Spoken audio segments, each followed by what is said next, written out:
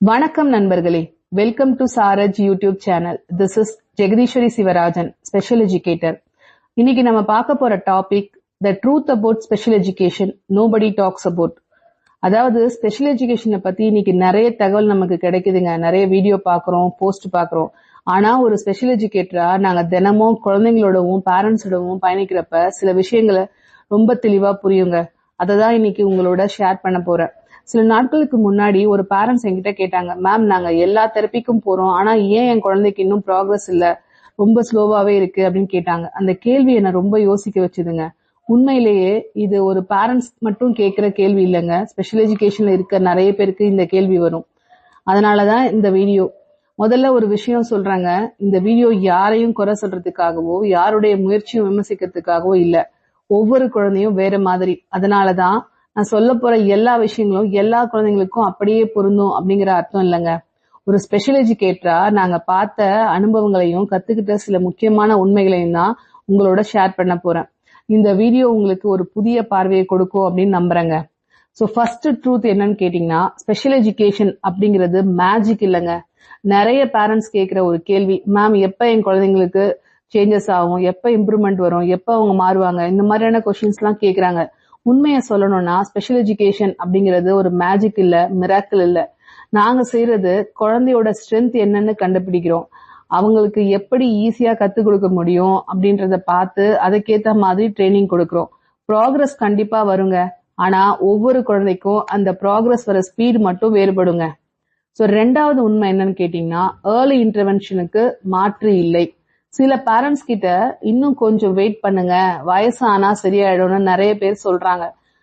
இது நல்ல எண்ணத்துல சொல்ற ஆலோசனையா இருக்கலாம். ஆனா குழந்தையோட டெவலப்மெண்ட் பத்தி சந்தேகம் இருந்தா கண்டிப்பா அசஸ்மெண்ட் பண்ணிட்டு தேவையான சப்போர்ட்டை சீக்கிரமா ஆரம்பிக்கிறது குழந்தைக்கு ரொம்ப நல்லதுங்க. ஏர்லி சப்போர்ட் குழந்தைக்கு நிறைய லேர்னிங் ஆப்பர்ச்சுனிட்டி கொடுக்கும். மூணாவது உண்மை என்னன்னு கேட்டீங்கன்னா, ஒவ்வொரு குழந்தையும் யூனிக். ஒரே டயக்னோஸ் இருந்தா கூட எல்லா குழந்தைங்களுக்கும் ஒரே மாதிரி இருக்க மாட்டாங்க. ஒரு குழந்தைக்கு ஸ்பீச் நல்லா இருக்கலாம், இன்னொரு குழந்தைக்கு கம்யூனிகேஷன் வேற மாதிரி இருக்கலாம், ஒருவருக்கு சென்சரி சேலஞ்ச் அதிகமா இருக்கலாம், மற்றவங்களுக்கு பிஹேவியர் சேலஞ்ச் இருக்கலாம். அதனால மற்ற குழந்தைங்களோட எப்பயுமே நம்ம குழந்தைய கம்பேர் பண்றதை விட்டுருந்தோங்க. உங்க குழந்தை நேத்துக்கு எப்படி இருந்தாங்க, இன்னைக்கு எப்படி கத்துக்கிட்டாங்க அப்படிங்கிற மட்டும்தாங்க நம்ம பார்க்கணும். நாலாவது உண்மை, ப்ராக்ரஸ் எப்போதும் ஒரே மாதிரி இருக்காதுங்க. சில நேரம் நல்ல இம்ப்ரூவ்மெண்ட் இருக்கும், சில நேரம் கொஞ்சம் ஸ்லோவா இருக்கும். சில ஸ்கில்ஸை மறுபடியும் நம்ம குழந்தைக்கு பிராக்டிஸ் கொடுக்கற மாதிரி இருக்கும். இதெல்லாம் லேர்னிங் ஜேர்னில ரொம்ப சாதாரணமான விஷயங்க. அதனால நம்ம மனசு எப்பவுமே தளர விடக்கூடாது. கன்சிஸ்டன்டா நம்ம ஒரு விஷயத்த குழந்தைக்கு திரும்ப திரும்ப கத்துக் கொடுக்கறப்ப நிச்சயமா ஒரு நாள் அதை லேர்ன் பண்ணிப்பாங்க. அஞ்சாவது உண்மை, அதாவது தெரப்பி மட்டும் போதாதுங்க.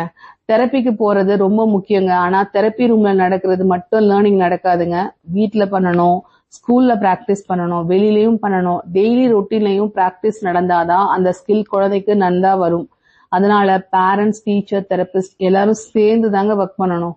ஆறாவது உண்மை என்னன்னு கேட்டீங்கன்னா, பேரண்ட்ஸ் தான் குழந்தையோட முதல் teacher. Special educator, speech therapist, occupational therapist எல்லாரும் கைட் பண்ணலாம். ஆனா குழந்தையோட அதிக நேரம் இருக்கிறது பேரண்ட்ஸ் தாங்க. அதனாலதான் வீட்டுல தினமும் 10-15 நிமிஷம் ஆச்சு அட்லீஸ்ட் ஒரு ஸ்கில்ல நம்ம பிராக்டிஸ் பண்ணிட்டே இருக்கணுங்க. அது குழந்தைக்கு ரொம்ப பெரிய சப்போர்ட்டா இருக்கும்.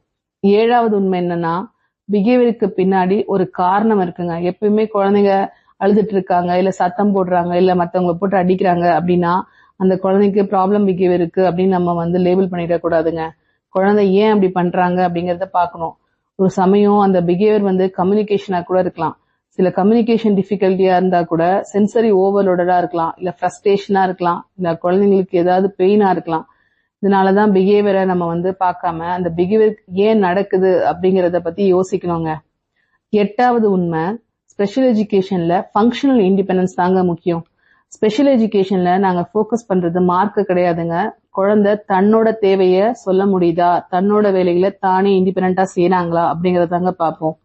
அதாவது தன்னால சாப்பிட முடியுதா, டெய்லி ஆக்டிவிட்டிஸ கொஞ்சம் கொஞ்சமா இண்டிபெண்டா செய்ய முடியுதா, சமூகத்துல முடிஞ்ச அளவுக்கு சுயமா இயங்க முடியுதா, இதெல்லாம் தாங்க ரொம்ப முக்கியம்.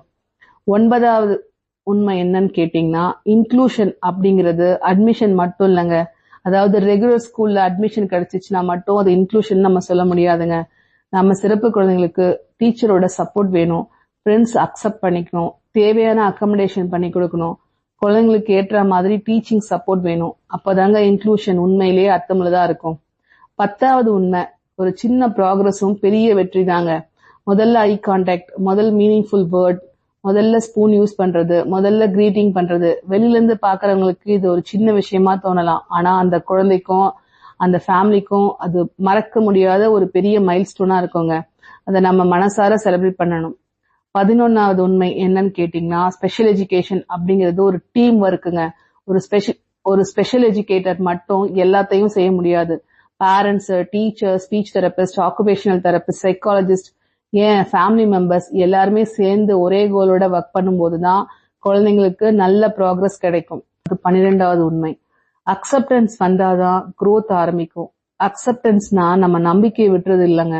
அது என் குழந்தை எப்படி கத்துக்கிறாங்களோ அந்த வழியிலேயே நான் சப்போர்ட் பண்றேன் அப்படிங்கிறது தாங்க அக்செப்டன்ஸ். அந்த மனநிலையை நம்ம உருவாக்கிட்டோம்னாலே நம்ம குழந்தைங்களுக்கு ஆட்டோமேட்டிக்கா growth ஆரம்பிக்குங்க. அதுதான் growthக்கான முதல் படியும். இன்னொரு அழகான உண்மை, ஸ்பெஷல் எஜுகேஷன்ல எங்களுக்கு ரொம்ப பிடிச்ச விஷயம் என்னன்னு கேட்டீங்கன்னா, சின்ன சின்ன முன்னேற்றங்களை கூட பெரிய சந்தோஷமா கொண்டாட நம்ம கத்துக்கிட்டது தாங்க. ஒரு குழந்தை முதல் தடவையா அம்மான்னு சொல்றது, கண்களை பார்த்து சிரிக்கிறது, தன்னால கிரீட்டிங் சொல்றது, அதாவது தன்னால மத்தவங்களுக்கு விஷ் பண்றது, அல்லது தன்னாலேயே தன்னோட வேலைகளை இண்டிபெண்டா செய்யறது, இந்த சந்தோஷத்தை வார்த்தையில சொல்ல முடியாதுங்க. அதுதான் ஸ்பெஷல் எஜுகேஷனோட அழகும். சோ என்ன நண்பர்களே, இன்னைக்கு பதிவுல ஸ்பெஷல் எஜுகேஷன்ல யாருமே சொல்லாத சில உண்மைகளை கொஞ்சம் டீட்டெயில்டா பார்த்தோம். ஸ்பெஷல் எஜுகேஷன்ல நாங்க கத்துக்கிட்ட ஒரு பெரிய பாடம் என்னன்னு கேட்டீங்கன்னா, எல்லா குழந்தைங்களாலுமே கத்துக்க முடியுங்க. ஆனா எல்லா குழந்தைங்களும் ஒரே மாதிரி ஒரே வேகத்துல கத்துக்க மாட்டாங்க. அதனாலதான் நம்ம கவனம் எப்பவுமே ஒரு குழந்தைய இன்னொரு குழந்தைய கம்பேர் பண்றதுல இருக்கக்கூடாதுங்க. குழந்தையோட ப்ராக்ரஸ பாக்குறதுல இருக்கணும். அதுக்கு ஃபர்ஸ்ட் நமக்கு பொறுமை வேணும், நம்பிக்கை வேணும். நம்ம பொறுமையோட நம்பிக்கையோட குழந்தைங்களுக்கு சொல்லி கொடுத்தனாலே நிச்சயமா ஒரு நாள் ப்ராக்ரஸ் வருங்க. சோ மீண்டும் அடுத்த பதிவில் சந்திக்கலாம். நன்றி.